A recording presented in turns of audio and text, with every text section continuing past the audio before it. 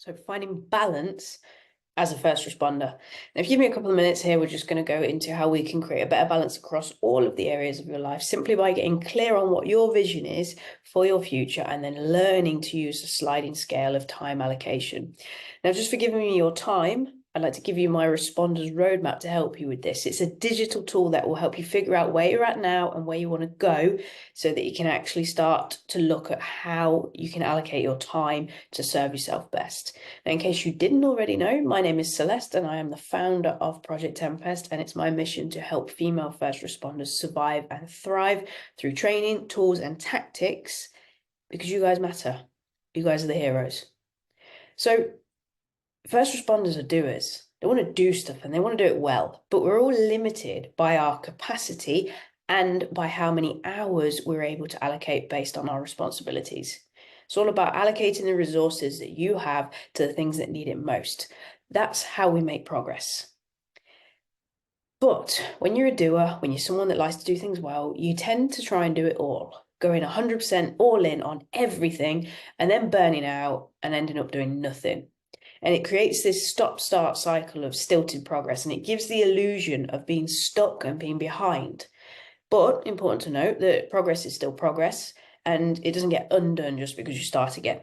But it does make everything take so much longer, and it's incredibly stressful trying to do everything and then ending up doing nothing.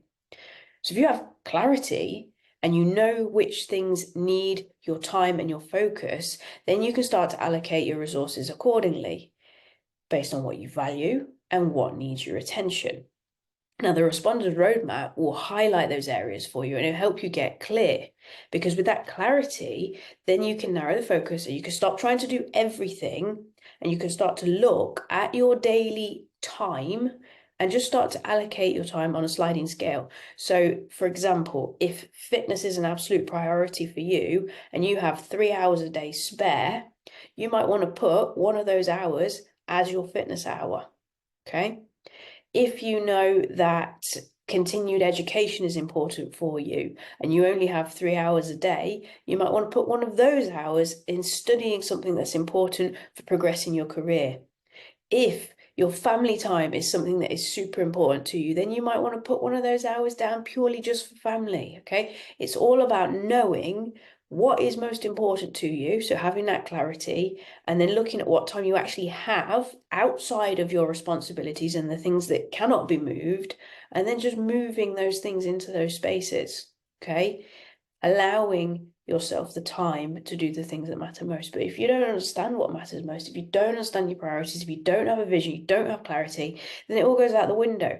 And we just end up trying to do 20 things at once and it gets us nowhere. It gets us stuck in that cycle. So if you want that roadmap, just drop me a line below and I can send it over to you. And then after you go through that map, you'll be able to actually get started on figuring out what the priorities are for you and then where you can find your free time and then appropriately slot them in so that you can actually start to live a life that is more fulfilling, a life that creates progress for you and actually just gets you moving in the right direction, doing less to actually create more for yourself.